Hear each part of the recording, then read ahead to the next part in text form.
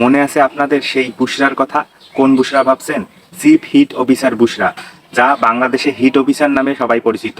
সুন্দরী সেই বুশরা নামের মেয়েকে সবাই চিফ হিট অফিসার নামে চিনত। কিন্তু আসলে এই চিফ হিট অফিসারের কি কাজ ছিল তা কেউ জানে না। তাকে নিয়োগ দেওয়া হয়েছিল বাংলাদেশ সহ রাজধানী ঢাকার গরম কমানোর জন্য, কিন্তু আসলে সে কতটা গরম কমিয়েছে সে নিজেও জানে না। আসলে সে বাংলাদেশের জন্য কি করেছে কেউ জানে না। আসলে বিশ্বের কোথাও এরকম হিট অফিসার আছে কিনা আমার জানা নাই, কিন্তু বাংলাদেশে তাকে নিয়োগ দেওয়া হয়েছিল এবং তার বেতন ছিল প্রায় 8 লাখ টাকা।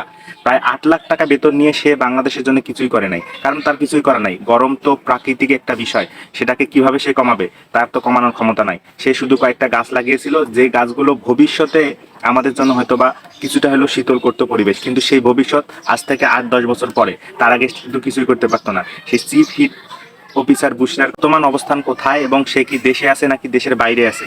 তার বিরুদ্ধে কি কোনো ধরনের আইনি ব্যবস্থা নেওয়া হয়েছে নাকি এখনো পর্যন্ত নেওয়া হয়নি? সেসব সম্পর্কে জনগণ জানতে চায়, কারণ সেটা জনগণের জানার অধিকার আছে, কারণ সে রাষ্ট্রের অনেক টাকা নষ্ট করেছে। সুতরাং তার বিরুদ্ধে আইনি ব্যবস্থা নেওয়াটা খুবই জরুরি।